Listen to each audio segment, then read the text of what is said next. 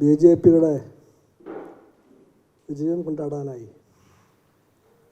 നാളെ പ്രധാനമന്ത്രി ശ്രീ മോദി ഇവിടെ എത്തുകയാണ്. BJP അതിൻ്റെ എല്ലാ ശേഷിയും, സംഘടനാശേഷി മാത്രമല്ല,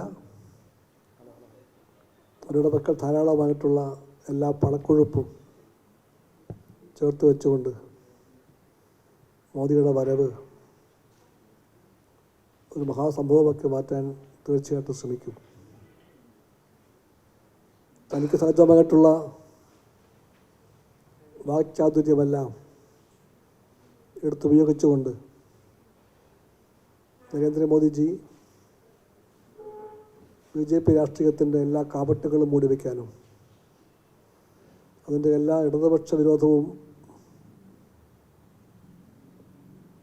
പുറത്തേക്ക് വാരിയിടാനും എല്ലാം ശ്രമിക്കുമെന്ന് മുൻകൂട്ടി കാണാൻ അഗാധമായ രാഷ്ട്രീയ പാണ്ഡിത്യമൊന്നും വേണ്ട. ഈ പശ്ചാത്തലത്തിലാണ് നാളെ അദ്ദേഹം ഇവിടെ വരുമ്പോൾ ഇവിടെ അദ്ദേഹം ജനങ്ങളുമായിട്ടുള്ളൊരു അദ്ദേഹത്തിൻ്റെ കൂടിക്കാഴ്ച ഉണ്ടാകാൻ പോകുന്നത് വൈകുന്നേരത്തെ പൊതുയോഗത്തിലായിരിക്കും. ആ പൊതുയോഗത്തിൽ പ്രസംഗിക്കുമ്പോഴും രാജ്യവും ജനങ്ങളും അറിയാൻ ആഗ്രഹിക്കുന്ന, അറിയാൻ അവർക്ക് അവകാശമുള്ള ചില കാര്യങ്ങൾ ചൂണ്ടിക്കാണിച്ചുകൊണ്ട് അദ്ദേഹത്തിന് ഞാനൊരു തുറന്ന കത്ത് എഴുതുകയുണ്ടായി, an ഓപ്പൺ ലെറ്റർ. ആ കത്ത് ഇന്നത്തെ ചുറ്റുപാടിൽ കമ്മ്യൂണിസ്റ്റ് പാർട്ടിക്കും ഇടതുപക്ഷത്തിനും നരേന്ദ്രമോദിയോടും അദ്ദേഹത്തിൻ്റെ പാർട്ടിയോടും ചോദിക്കാൻ താല്പര്യമുള്ള ഗൗരവമാർഗ ചില സാമൂഹിക രാഷ്ട്രീയ പ്രശ്നങ്ങൾ ഉന്നയിക്കുന്നുണ്ട്. ആ കത്തിൽ ആദ്യം പറയുന്ന കാര്യം, മോദിക്ക് ഒരുപാട് കാലം കൂടി നാളെ തിരുവനന്തപുരത്ത് വരുമ്പോഴത്തേക്കും ശുദ്ധവായു ശ്വസിക്കാൻ പറ്റും. ശുദ്ധവായു എല്ലാ മനുഷ്യൻ്റെയും അവകാശമാണ് ശ്വസിക്കാൻ ശുദ്ധവായു കിട്ടുക എന്നുള്ളത്. കഴിഞ്ഞ 10 കൊല്ലക്കാലമായി ഡൽഹിയിൽ പ്രവർത്തിക്കുന്ന പ്രധാനമന്ത്രിക്കും മന്ത്രിമാർക്കും അടക്കം ഒരാൾക്ക് പോലും ശുദ്ധവായു അവിടെ കിട്ടാറില്ല. ഇപ്പോഴത്തെ അവസ്ഥ നോക്കിയാൽ അങ്ങേയറ്റത്തെ രൂക്ഷമാണ് സ്ഥിതി. ശ്വസിക്കാൻ കൊള്ളാത്ത വായുവാണ് ഡൽഹിയിലെ വായുവെന്ന് എല്ലാ പഠനങ്ങളും എന്നും അറിയിച്ചുകൊണ്ടിരിക്കുകയാണ്. ആ മലിനമായ വായു ശ്വസിച്ച് ഒരുപക്ഷെ ശ്വാസം മുട്ടിക്കൊണ്ടിരിക്കുന്ന പ്രധാനമന്ത്രി കേരളത്തിൽ വന്ന് കുറേയേറെ കാലം കൂടിയിട്ട് ശുദ്ധവായു ശ്വസിക്കുമ്പോൾ അദ്ദേഹത്തിനുണ്ടാകാവുന്ന ഒരു ആശ്വാസമുണ്ടാകും. അത് മനസ്സിലാക്കുന്നുണ്ട് നമ്മളെല്ലാവരും. പക്ഷെ അദ്ദേഹം ഒന്ന് പറയണം, ഇന്ത്യൻ പൗരന്മാർക്ക്, ഡൽഹിയിൽ ജീവിക്കുന്നവർക്ക് അവകാശപ്പെട്ട ശുദ്ധവായു എന്ന കാര്യം ഉറപ്പാക്കാൻ അദ്ദേഹം എന്ത് ചെയ്യും? 45 ദിവസം പൂർത്തിയാകും മുമ്പ് ഓടിപ്പിടിച്ചിങ്ങോട്ട് വന്ന് തിരുവനന്തപുരത്ത് എത്താൻ പോകുന്ന മഹാത്ഭുതങ്ങളെല്ലാം പറയുമ്പോൾ ഈ മഹാത്ഭുതങ്ങളുടെ മാന്ത്രികൻ ഡൽഹിയിൽ എന്ത് മന്ത്രം കാണിച്ചുവെന്ന് അറിയാൻ അവകാശമുണ്ട് ജനങ്ങൾക്കിവിടെ. ഡൽഹിയിലെ പൗരജനങ്ങൾക്ക് ശുദ്ധവായു കൊടുക്കാൻ, സുരക്ഷിത ജീവിതം കൊടുക്കാൻ, മാന്യമായ ജീവിതം കൊടുക്കാൻ എല്ലാം പരാജയപ്പെട്ട ഒരു പ്രധാനമന്ത്രി ഇവിടെ വന്ന് പണം വാരി എറിഞ്ഞുകൊണ്ട് ഈ തിരുവനന്തപുരത്ത് അത്ഭുതം കാണിക്കുമെന്ന് പറഞ്ഞാൽ രാഷ്ട്രീയ ചപ്പടി വിദ്യ എന്നല്ലാതെ അതിന് വേറെ പേര് വിളിക്കാനൊന്നുമില്ല. ഈ കത്തിൽ ഞാൻ അത് സൂചിപ്പിക്കുന്നുണ്ട്.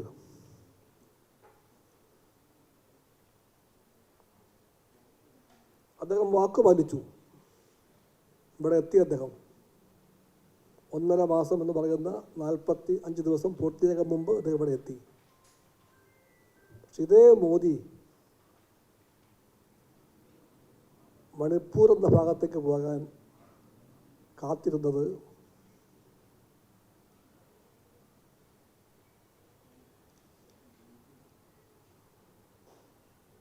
എണ്ണൂറ്റി 64 ദിവസമാണ്.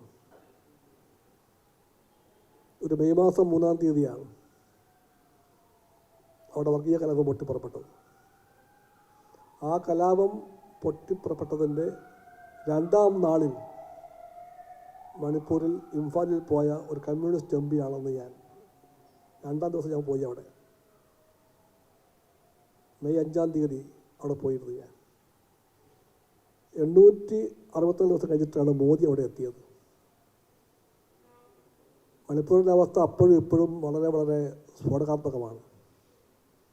വംശീയ വൈരങ്ങൾക്ക് വളം വയ്ക്കുന്ന മോദി ഗവൺമെൻറ്റിന് കീഴിൽ അവിടെ കുക്കി മെയ്ത്തി സംഘർഷം വ്യാപിച്ചു. 2 ഭാഗത്തും BJP ഉണ്ടായിരുന്നു, RSS ഉണ്ടായിരുന്നു. 2 പേരെയും തമ്മിലെടുപ്പിച്ചു.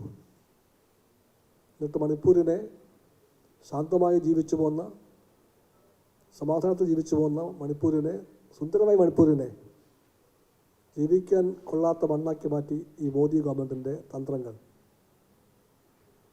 അവിടെ മോദി പോയത് സംഭവങ്ങളുടെ എല്ലാം 865-ാം ദിവസമായിരുന്നു. ഈ വെയിറ്റഡ് ഫോർ 864 days അവിടെ ഒന്ന് പോകാൻ. ലോകം ചുറ്റുന്ന ഒരു വലിയ സഞ്ചാരിയാണ് അദ്ദേഹം, ഉലകം ചുറ്റും വാലിബാൻ. ഈ വാലിബാന് മണിപ്പൂരിലേക്ക് പോകാൻ ഇത്രയേറെ കാലം വേണ്ടി വന്നു.